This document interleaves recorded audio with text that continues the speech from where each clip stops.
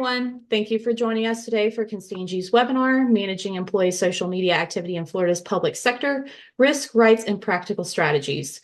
A couple of housekeeping items before we get started. If you have questions throughout the presentation, please submit them through the chat function. You can access the chat through the toolbar located at the bottom of your screen. Our presenters may not be able to address all of your questions during this session, but we encourage you to reach out following the presentation. Their contact information will be included in our post-webinar follow-up email. This program is approved for SHRM and HRCI credits. We'll be sharing those codes at the end of this presentation, so please stick around in order to get them. Lastly, we will be providing a copy of the PowerPoint used during today's webinar and a recording of the presentation. These materials will be sent to you once the recording has been uploaded by tomorrow morning. I'm now going to turn it over to today's presenters, Ray Poole and Sonita Thompson. Thank you. And I hope everybody who's joined us is managing to stay warm during this cold snap. Thank God we're in Florida, right? Well, I want to, first of all, thank you for joining us. I know you've got a lot of things that you could be doing other than this. So we appreciate your time and your interest in what we want to talk about today. A few days ago, actually this weekend, Sonita Thompson and I were talking about this. There was an article, and some of you may have seen this. An article came out about a nurse here in Florida. She works in labor and delivery.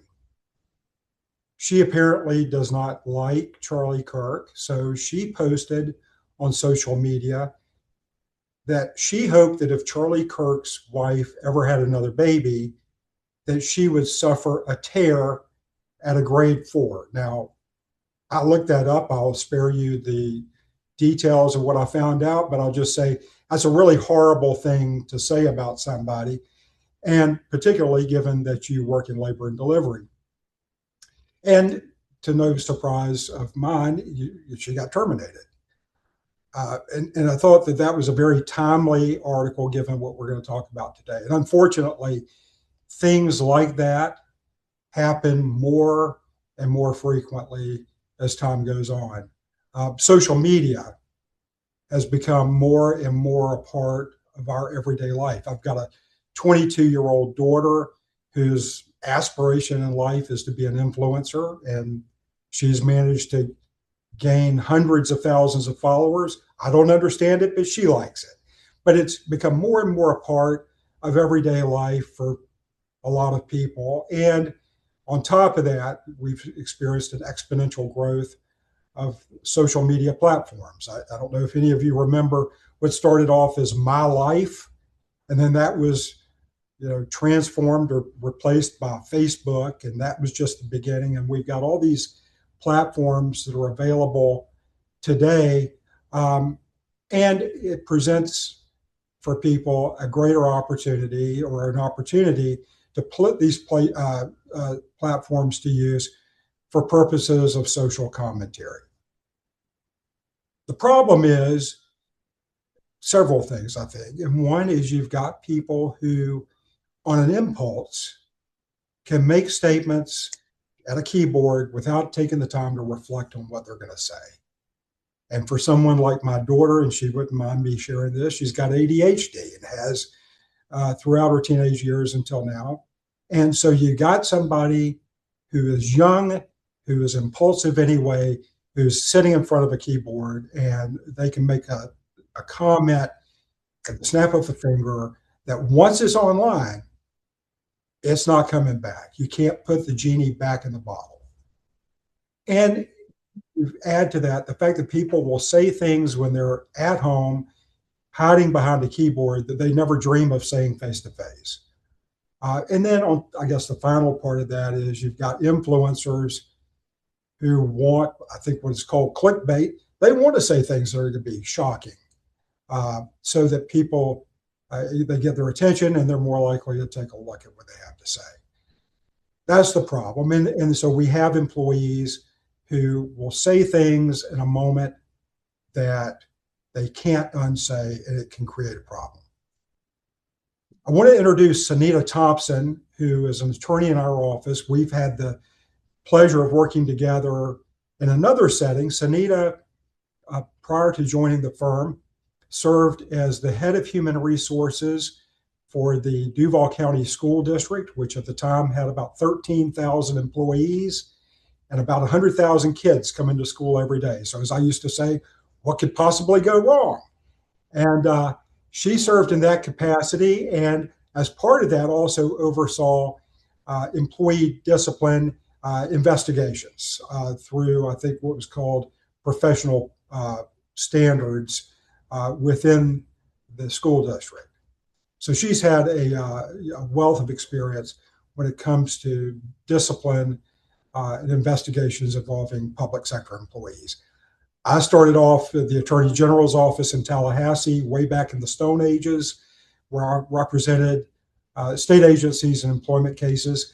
I've been at Constangy for about 18 years, and between 2021 and 2025, had the opportunity, and this is how Sonita and I knew each other, to be chief legal counsel for the Duval County School District here in Jacksonville, where obviously we dealt with employee discipline issues and behavioral issues. So without further ado, I want to turn it over to Sonita to take it from here, and then I'll rejoin you in just a moment. Good afternoon, everyone. It's my pleasure to be here and to share some information with you today that I hope that you will find helpful. As Ray said, I've had the opportunity to sit in the seat that many of you currently sit in, and that is as a senior HR leader within an organization.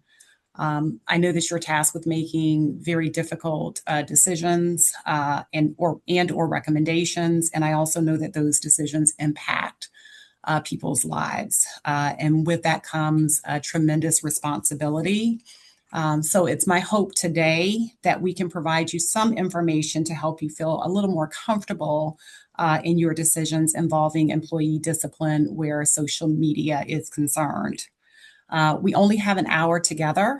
The way that we plan to spend our time with you today is to talk through some general considerations regarding off-duty conduct in general.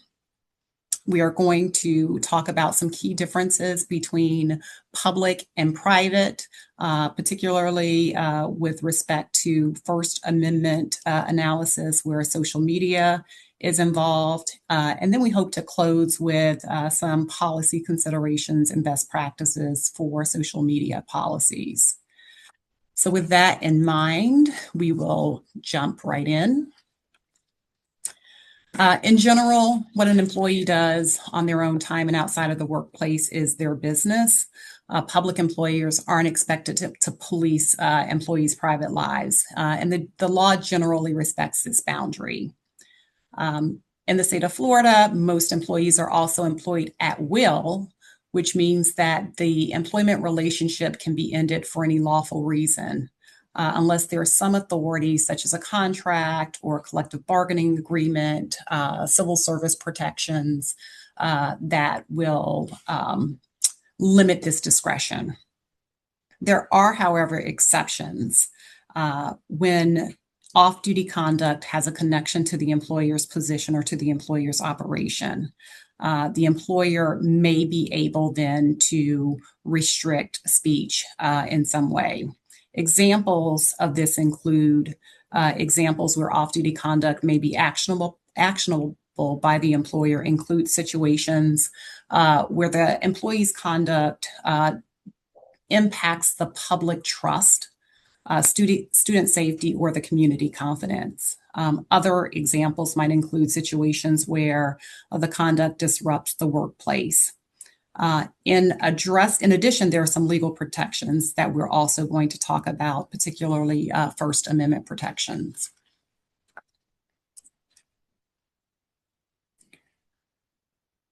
The employee's involvement in certain types of off-duty conduct can at certain times raise employment concerns that may be legitimate grounds for discipline or termination. So as a public employer, especially a school or a governmental agency, these agencies depend on public trust. So any off-duty conduct that becomes public and undermines confidence in the organization of its employees may potentially justify employer action that could be discipline up to and including termination. Another consideration is disruption in the workplace. So even if conduct that occurs outside of the workplace has consequences, creates a conflict among coworkers, or interferes in some way with the supervision or distracts from the normal operations of the business, courts will look to see if there is actual disruption that may have warranted appropriate discipline or grounds for termination for the employee. Finally, employees may consider liability and risk exposure. So there's certain type of off-duty behavior, such as harassment, threats, or discriminatory conduct that increases an employer's legal risk. And when that spills into the workplace, again, there may be an opportunity for legitimate discipline or termination.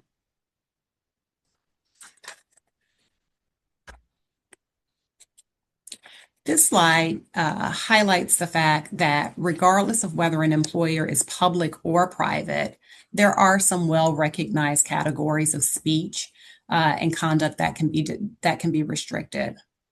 So first, employers can restrict speech that involves the disclosure of trade secrets, proprietary or confidential information.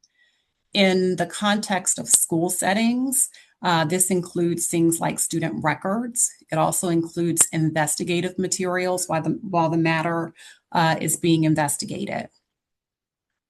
Second, any speech that constitutes hate speech or discriminatory conduct, such as the use of racial slurs or other protected class slurs, is not going to be protected. In fact, employers that don't address this type of conduct may be exposed to more liability if they leave this type of speech unaddressed. Another type of speech is retaliatory speech. So this is speech such as targeting someone for engaging in protected activity, such as filing a complaint or participating in an investigation. That can be lawfully restricted and disciplined. And then we've spoken a little already about harassing speech. This includes conduct that contributes to a hostile work environment or the educational environment. And this type of speech may also be regulated if it occurs off-duty or on personal social media when there is a sufficient nexus between the workplace.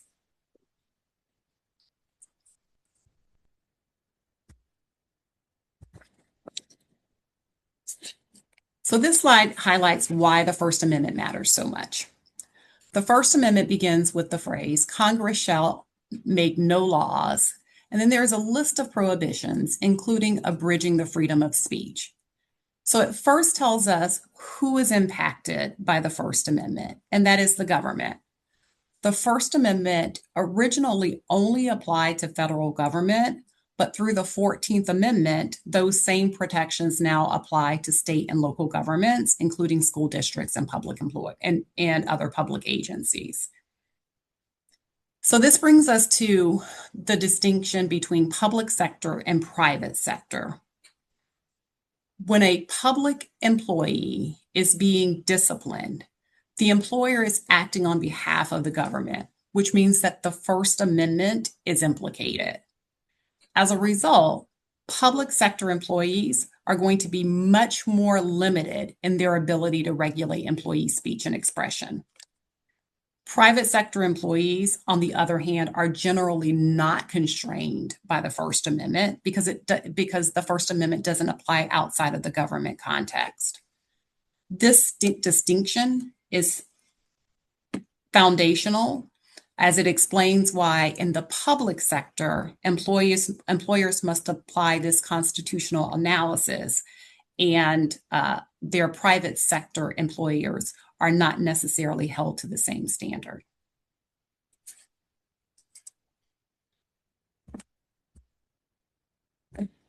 In the public sector, employers are able to restrict some speech, but not all. The First Amendment protects only a public employee's right in certain circumstances to speak as a citizen, and to address matters of public concern. In other words, the First Amendment protects only a narrow category of speech, not all speech. This key takeaway is that public employees do not have an absolute right to say anything, anywhere, and without consequences. And at the same time, public employers must be careful to evaluate the role that the employer was speaking in and the context of what the employer was speaking in before taking action.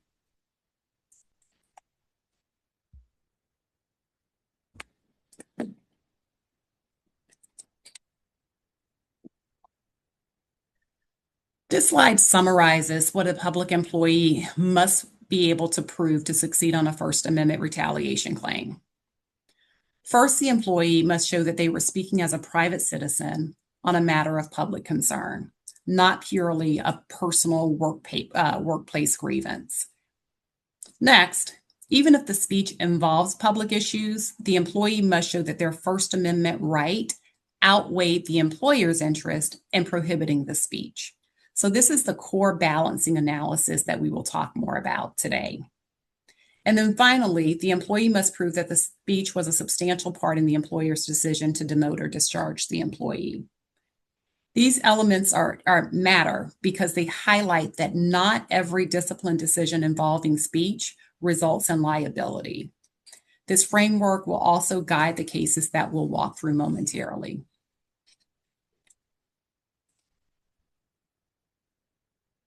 We want to highlight an important defense that's available to public employers.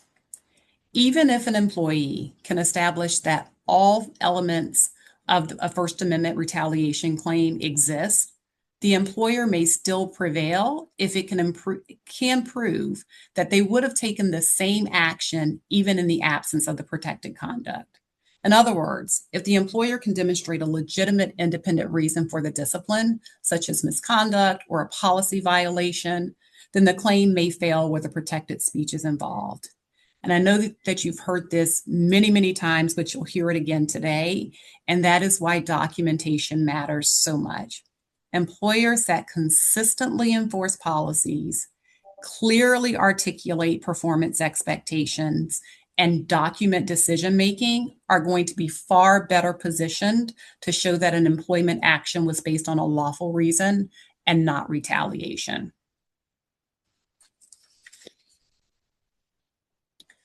So we're going to look next at three Supreme Court cases to look at the factors that we just discussed. The first case that we're going to look at is Garcetti versus Sabalas. So in this Supreme Court case, Richard Sabalas was a deputy district attorney. He was asked by defense counsel to review a case in which an affidavit was used to obtain a search warrant in a criminal case. After reviewing the affidavit, the district attorney, Sabalas, determined that the officer that had filed the affidavit had made really significant misrepresentations, and he was recommending that the case be dismissed. The DA in this case relayed his findings to his superior, and he followed up in writing by writing a memo recommending that the case be dismissed, so recommending disposition of the case. As you can imagine, the police officer that executed the affidavit was very upset. There was an internal meeting to discuss this. The meeting got pretty heated. But in the end, the district attorney's office nevertheless decided to move forward with the case. Sabalas claimed after these events that he was subject to retaliation in the form of being transferred to another courthouse and denied a promotion. He filed an internal grievance, but that internal grievance was denied with a finding of no retaliation. And so he sued, alleging that he was retaliated against for participating in a protected speech. His protected speech in this case, not being social media, but the actual written memo. The Supreme Court held that the memo didn't represent protected speech because in writing it, the DA's expressions were made pursuant to his duties as the calendar officer. The court held, we hold that when public employees make statements pursuant to their official duties, the employees are not speaking as citizens for First Amendment purposes. and the Constitution doesn't insulate their communication from discipline. So under this Supreme Court case, the First Amendment does not protect speech that is made pursuant to the employee's official duties. This key inquiry is critical to determine whether the speech relates to the employee's work or whether they are speaking in a manner that is ordinarily within the scope of their duties. Some of the factors that the courts will look to make this determination are they will look at the employee's job description, and then they'll also look at the actual responsibilities. We all know that within job descriptions, employees don't always perform all of the duties that are within their particular job description. So the courts will look not only at the job description, but also the actual responsibilities. The court will also look to see whether the speech occurred at work or using work resources, and whether the speech involved the subject matter that the employee is responsible for addressing as a part of their job. Now, why is this so important? It's critical because if the employee is not speaking as a citizen, then the First Amendment analysis ends there, and the employer is generally has discretion to regulate the speech.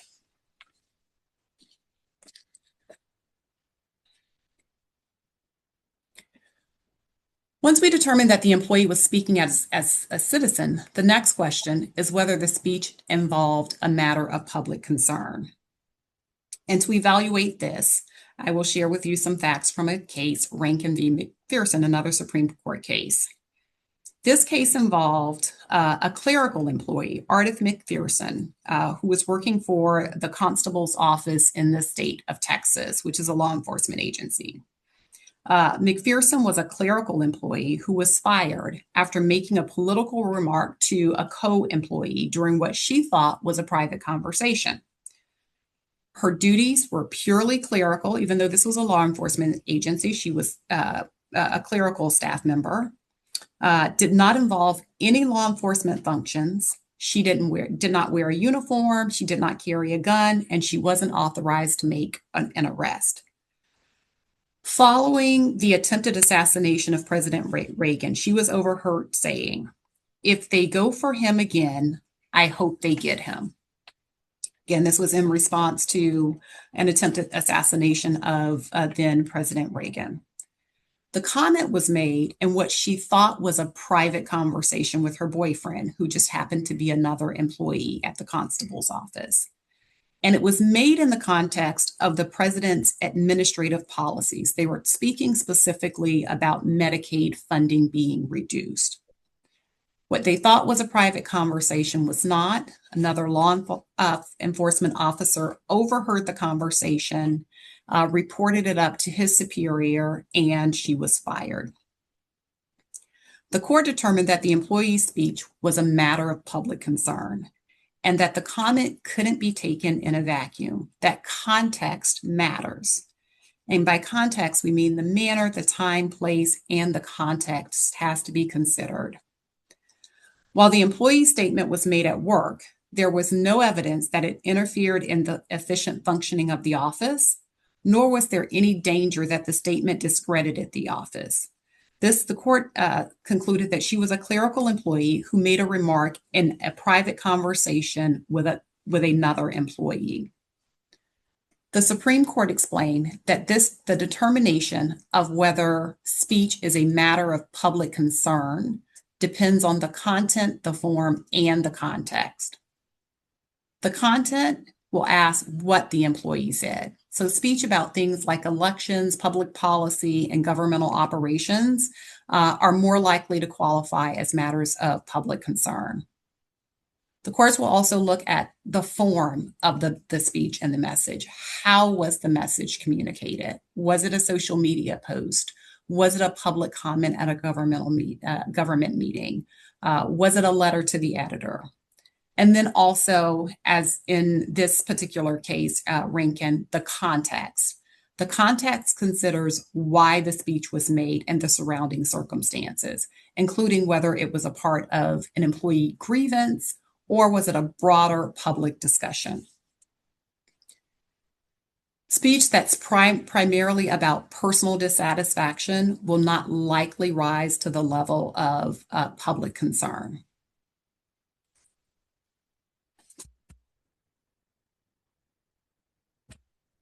So once it's been established that an employee spoke as a citizen, as a private citizen, and on a matter of public concern, the analysis then moves to the third step, which is the balancing of the employee's speech interest against the employer's operational interest.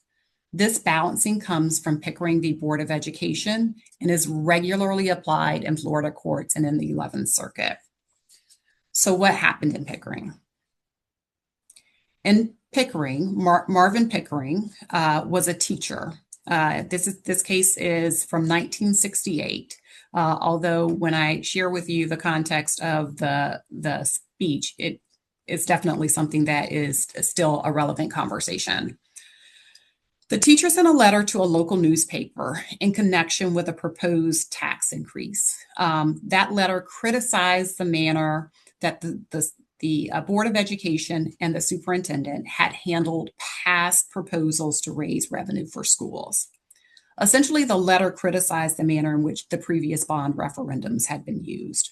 And more specifically, the teacher criticized the Board of Education and the superintendent's allocation of funding to athletic programs over what this teacher considered to be educational programming. The teacher, after authoring this letter and writing this letter, was terminated and challenged his termination.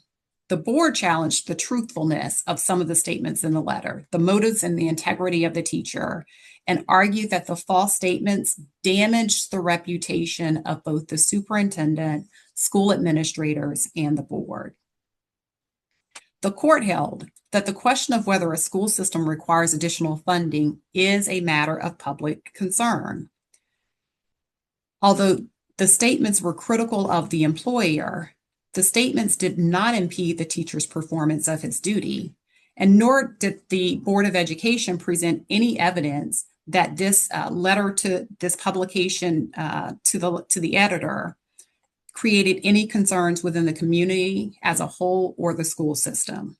And so the court held that the case required a balance between the interests of the teacher speaking as a citizen on issues of concern and the employer's interest in promoting the efficiency of public service.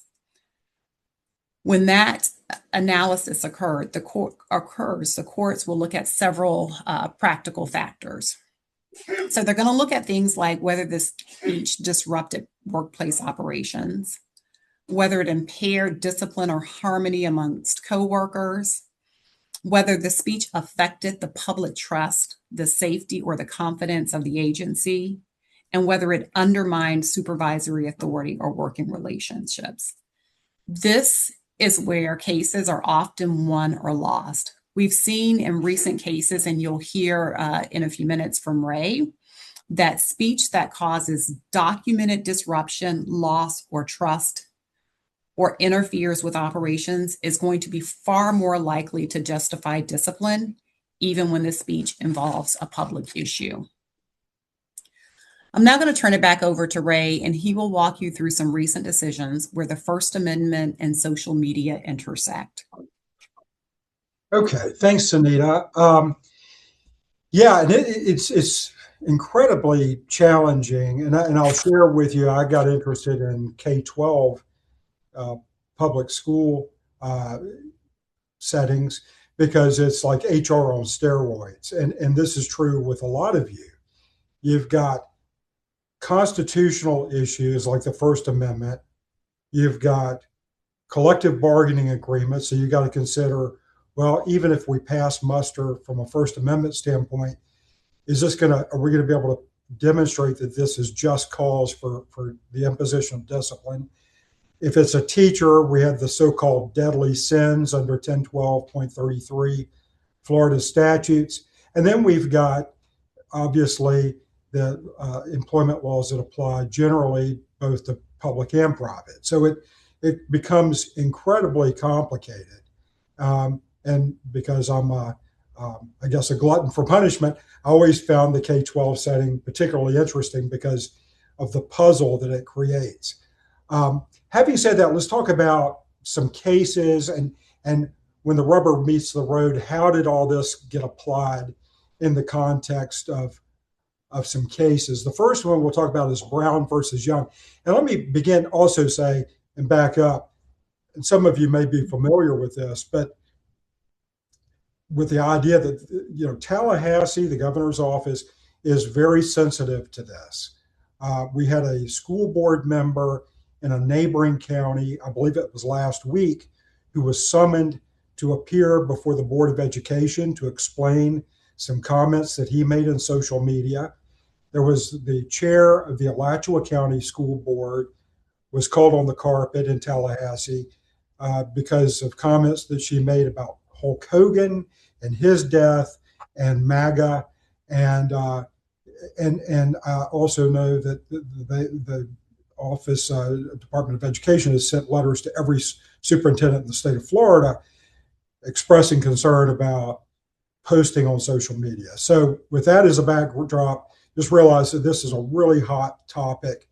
I mentioned a couple of months ago, I spoke at a Florida bar seminar and said, my prediction is 2 years from now, First Amendment lawsuits are going to be rampant in local government because of social media and the concerns that are associated with employee comments.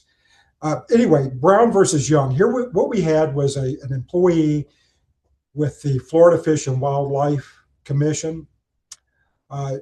She decided on her private Instagram account that she would make a post, and don't ask me why, that she had a fascination with beluga whales. And I guess the use of the word whales was kind of a substitute for society. But she posted on her private Instagram account, and that's important because this was not an Instagram account that was open to the world to see. This was just people who were friends and family, I suppose, who could be invited to see it.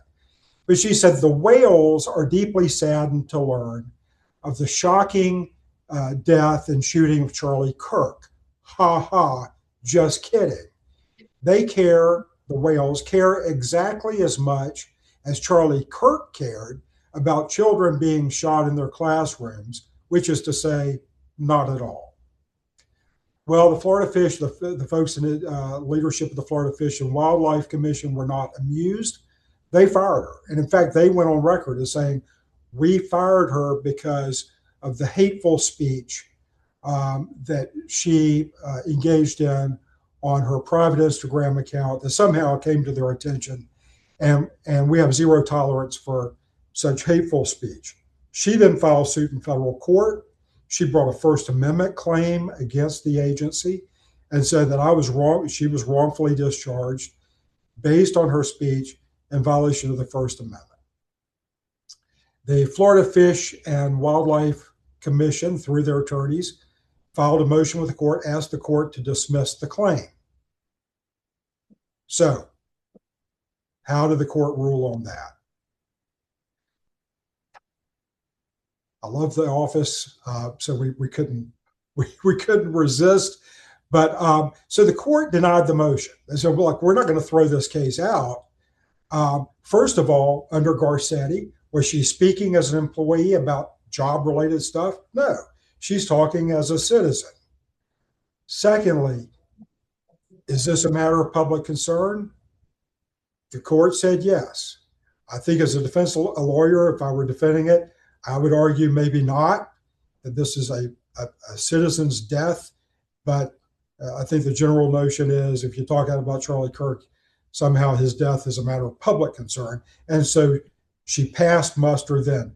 And then the final thing on Pickering, did this cause a big blow up? And the answer was, the court says, no, there's nothing to show that this was disruptive to operations at the Florida Fish and Wildlife Commission. And so I'm not going to throw the case out. It'll live to see another day. So we'll wait to see what ultimately happens. It'll probably settle at some point. But that's pretty fresh. These cases are all, with one exception, they're all within, I think, the last 18 months. Caggiano is the next one. Caggiano is a teacher, is a math teacher for the Duval County School District, had been for 25 years.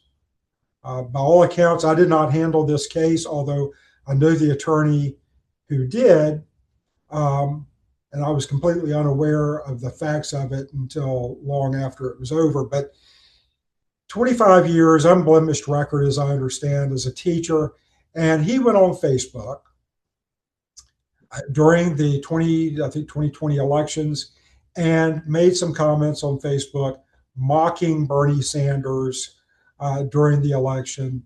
And he did this notably on his own time, away from work, his own computer, and so forth. A citizen became aware of it, complained to the school board. Then that led to what ultimately resulted in a 3-day unpaid suspension. For those of you who are with school districts, you know that with a teacher, when discipline is imposed, if they're not on probationary status, which obviously he was not, and I think 25 years, he was on a professional service contract, if not a continuing contract, which means he had tenure.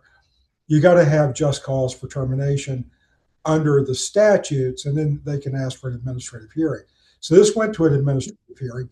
Interestingly, the administrative law judge said, yeah, I find that there were a violation of the rules governing the teaching profession, and that he violated some of these rules by making these derogatory comments about Bernie Sanders. One of them was a comment that he was repeating about a crude sexist statement that had been attributed to Sanders from years earlier. The ALJ says, hey, I'm going to uphold the 3-day suspension. He then appeals the case, he being Caggiano, appeals it to the DCA, the District Court of Appeal, and the District Court of Appeal said, no, not so fast, my friend. We're going to reverse the administrative law judge's recommended order, which was ultimately approved by the school board. We're going to reverse all that. We find that his speech is protected under the First Amendment, so you can't impose discipline. He's speaking out not as a teacher, but as a citizen about the election. It's on political matters. It is a public concern because he's talking about a candidate for the office of the presidency. And importantly, this did not cause any disruption at the school. We didn't have parents who were all up in arms.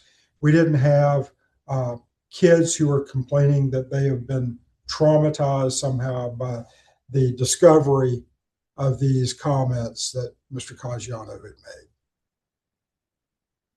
Next case is, so we've already covered how did the court rule? Sorry about that.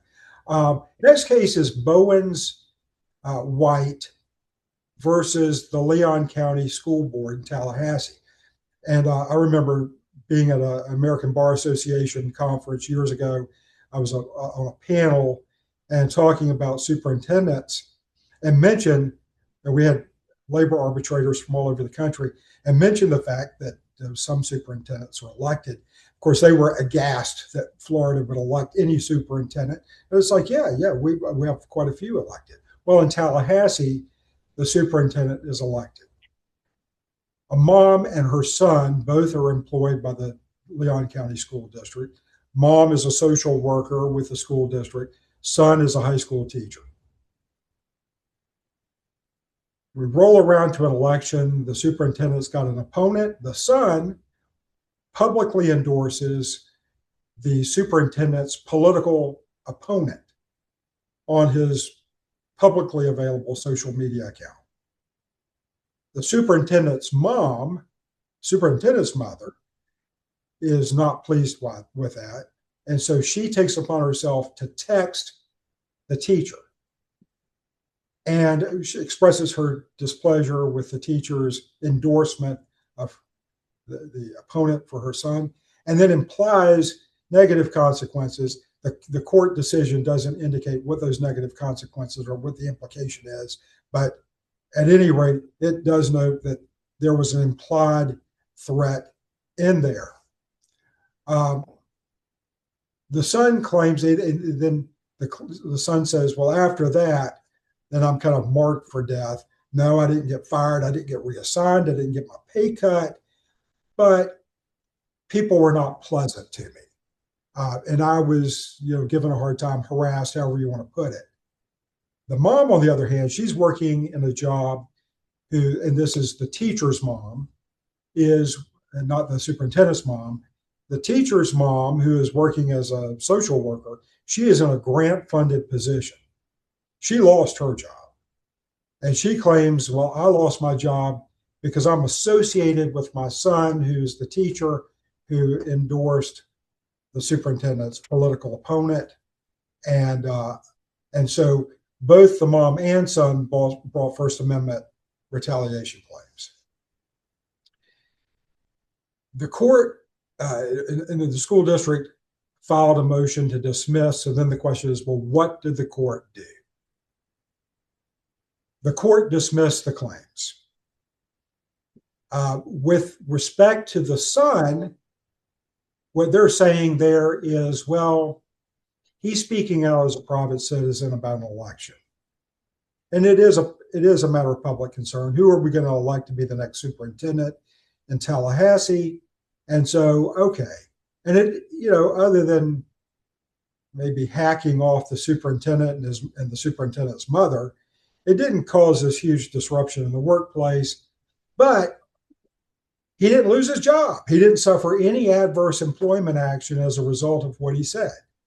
So it's kind of the old what we used to say, no harm, no foul kind of idea. He didn't lose pay. He didn't lose his job. He didn't get transferred clear across the county to a crummy job that he didn't want. So he's out. So let's look at mom's claim, because she did lose her job. And so what the court said there is, well, yeah, you lost your job, but I think what Sonita had mentioned is a defense, like what we call the same decision defense. We would have made the same decision anyway. Well, akin to that, what they argued was, look, she lost her job because we lost the grant funding for the job. It had nothing to do with the fact that her son on social media endorsed the superintendent's opponent. And there was no causal connection because there was a lot of time that passed between the social media posting and the ultimate loss of her job at the end of the fiscal year. Okay, next case. This is an interesting one. Imagine you're in Miami-Dade.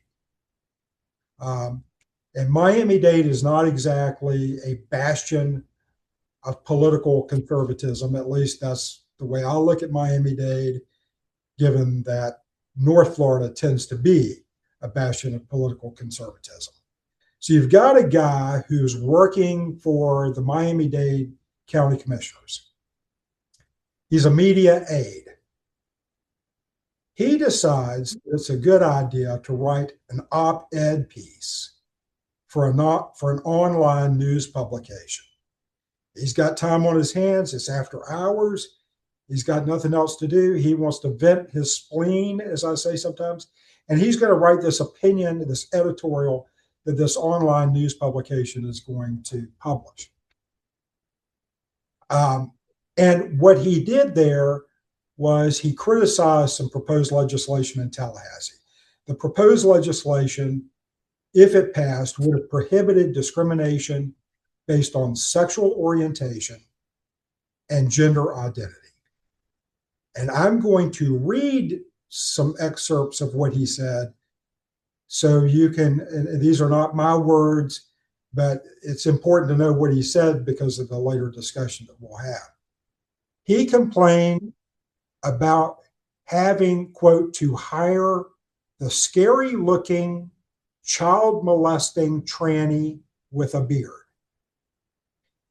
That it was a, quote, weird study in perversity known as drag queen story hour. I was talking about reading kids' stories.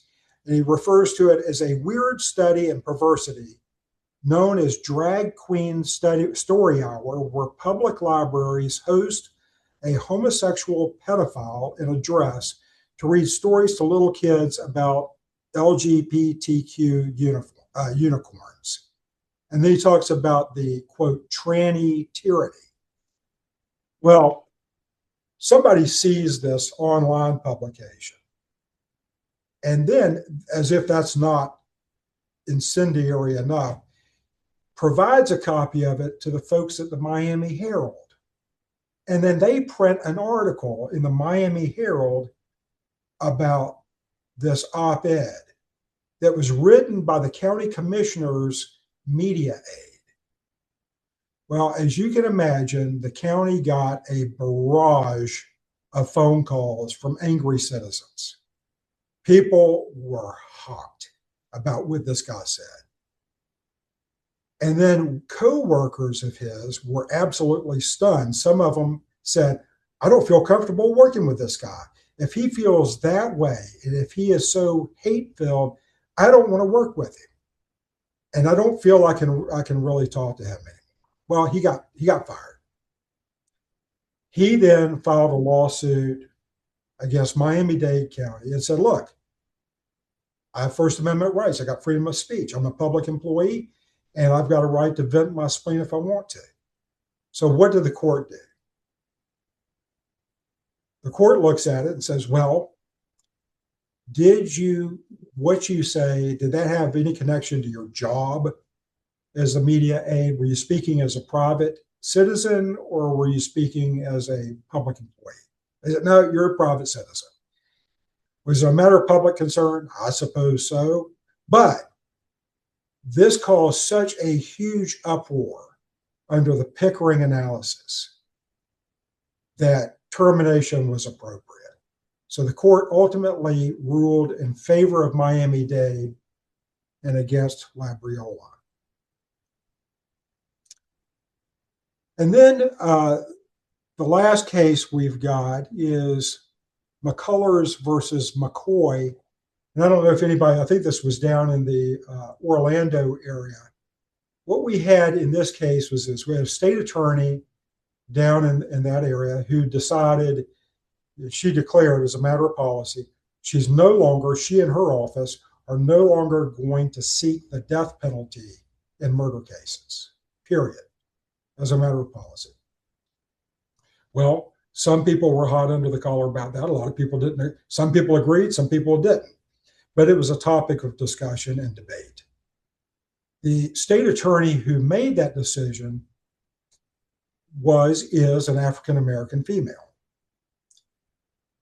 Well, an employee at the clerk of court's office, and obviously, the state attorney's office deals closely with the clerk of court's office, and they interact quite a bit. Well, an employee at the clerk of court's office took exception to this decision about the death penalty. He didn't like it. So he decides it's a good idea to go on his personal Facebook account and say this. And again, I'll quote it: maybe she should get the death penalty. And then the other thing he said is she should be tarred and feathered, if not hung from a tree. This became public and caused a huge stir. People were hot about it. They had to bring additional people in just to answer phone calls from the public. Once this hit the public, they had to staff additional people just to answer phones from irate members of the community. And obviously, it caused a great deal of friction between the clerk of court's office and the state attorney's office. And even within the clerk of court's office, a lot of uproar and disagreements. Obviously, the comments about tarred and feather, if not hung from a tree, have racial overtones. And we're talking about, he's referring to an African-American woman. So he got terminated.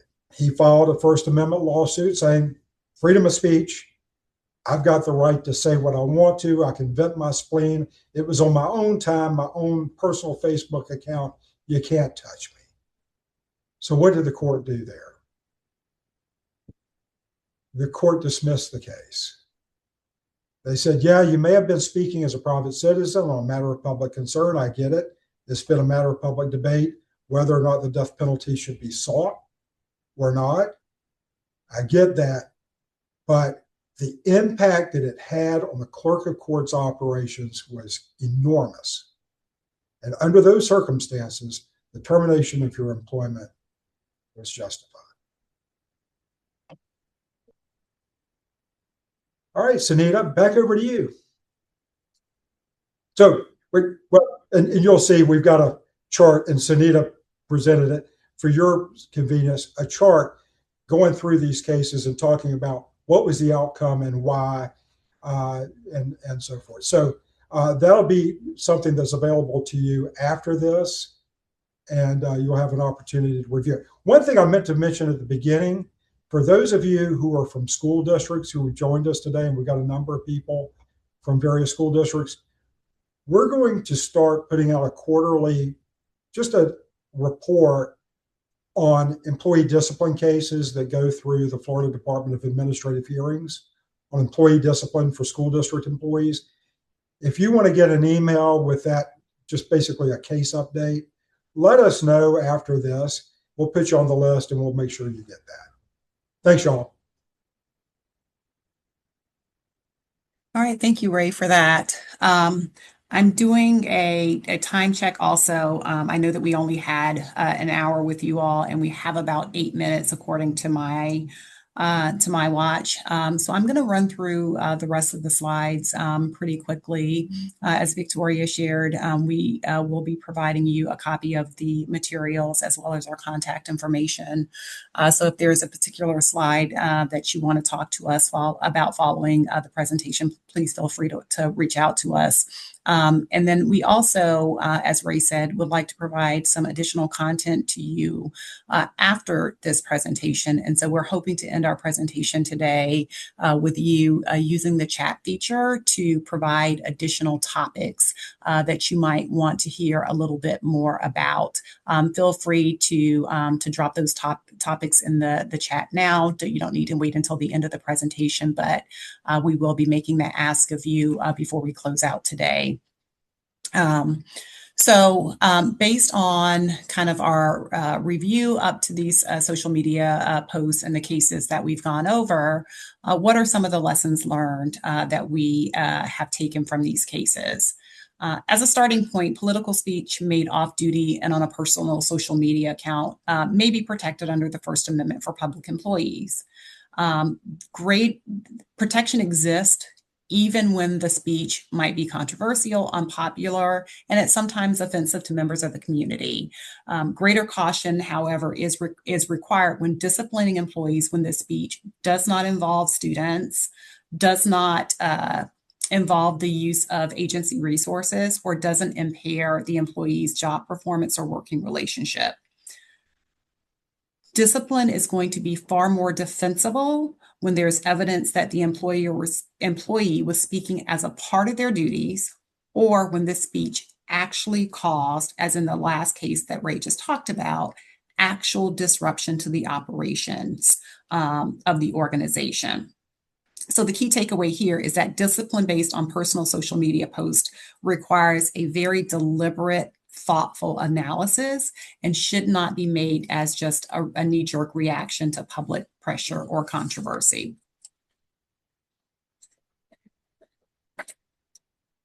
So once you have gone through the analysis and determined that an employee's conduct is potentially actionable, we still want you to pause and determine whether or not there are any additional due process rights that the employee is entitled to, right? So employers should ask whether there's any type of pre-discipline or pre-termination hearing that's required. Ray talked earlier in the educational context about teachers who are on either annual or continuing continuing contracts that make those employees can only be terminated for just cause during the term of their contract. And so you want to make sure that you evaluate whether there's any type of pre-discipline or pre-termination hearing that's required. You're looking for things like just cause language. You're looking at your collective bargaining agreements, personnel policies, charters, ordinances, and statutory protections. And then you're also looking to determine whether there's any other type of name clearing hearing that's required. This may occur when there is either termination or very serious discipline. Perhaps it occurred because of the discipline was for some stigmatizing reason. And a name clearing hearing may be required for at-will employees as well as employees that have some continuing contract rights. Again, a clear example of this in the ed space is those teachers who are on annual contracts or continuing contracts. This is a checklist that we really want you to kind of signal to you to slow the process down and to allow you to make defensible decisions and reduce exposure to First Amendment and due process claims. Sometimes acting very quickly, there's pressure to do that from the community and sometimes within the organization, but sometimes immediate action also increases risk. Really, we want you to take time to involve legal counsel to help you to assess First Amendment protections and due process requirements, as well as any other contractual obligations that may be required before discipline is imposed. Also, make sure that you're applying consistently your policies. Inconsistent enforcement is one of the fastest ways to create liability. Also, we've talked about making sure that you are actually documenting that operational impact. So you're making decisions not just based on complaints, but the actual impact to the organization. Something that we also encourage you to do, of course, is coordinating with your HR, your legal, and your communications team to make sure that messaging is consistent. And then also in some cases, there may be alternatives to discipline, such as training or policy reminders before immediately moving to discipline or termination.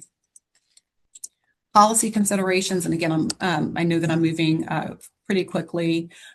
Make sure that you're looking at your current policies now and not trying to implement a policy at the time that a situation occurs. What do your current policies say about social media? We have our last slide here that talks about some guidelines that may help you in drafting or evaluating your current social media policies. If you have them, those policies should start with a clear purpose in mind, which is protecting the organization, the public trust. It's not about policing individual viewpoints. Also, you want to make sure that you're expressly recognizing your employees' First Amendment rights.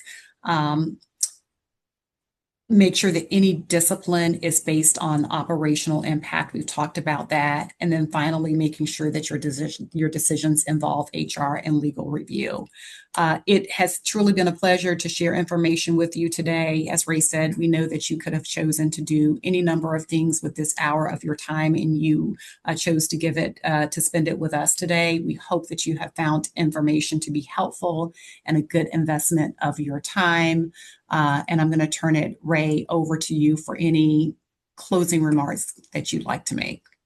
Yeah, I just want to say thank you again for joining us. And again, reach out. Let us know if you have any questions that came up either now or after this that you want to talk to us about. Reach out. Let us know. We'll be happy to talk to you.